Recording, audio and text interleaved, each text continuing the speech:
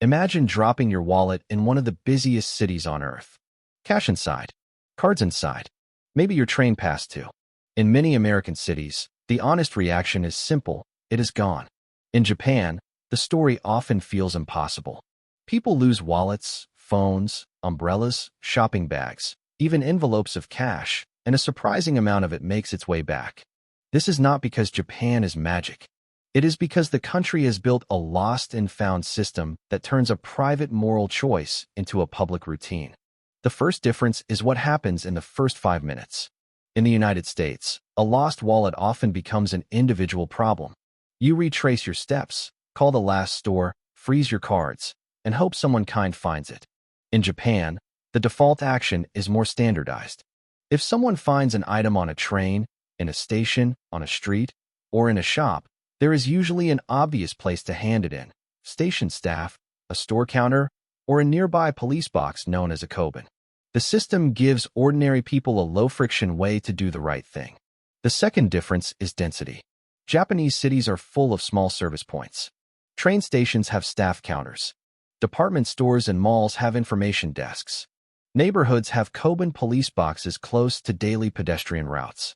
That matters because honesty is easier when the handoff is easy. If returning something requires a long drive, a phone call, or an awkward interaction, even decent people may postpone it. In Japan, the return path is physically built into the city. The third difference is record keeping. Lost property in Japan is not treated as a random pile behind a counter. Staff often record where the item was found, when it came in, what it looks like, and how the owner can identify it. Big transit operators have dedicated lost and found workflows because trains generate enormous volumes of forgotten items every day. That bureaucracy can seem excessive, but it is exactly why the system works. The item does not rely only on one person's memory. The fourth difference is social expectation. Many Americans are honest, and many Japanese people are not perfect. The point is not national virtue. The point is expectation. In Japan, handing in found property is normal enough that people do not have to invent a decision from scratch. The habit is reinforced by schools, parents, workplaces, train announcements, and the visible presence of lost and found counters. When a behavior becomes routine, it scales better than a heroic act of kindness. There is also a legal and administrative layer. Japan has formal rules for lost property, including how items are reported, stored, claimed, and eventually handled if no owner appears. That does not mean every item returns. Umbrellas disappear. Cheap items may never be claimed. Some people keep things they should not. But the official pathway gives the honest majority a structure to follow. For Americans, the shocking part is not only that items come back. It is that the system reduces panic.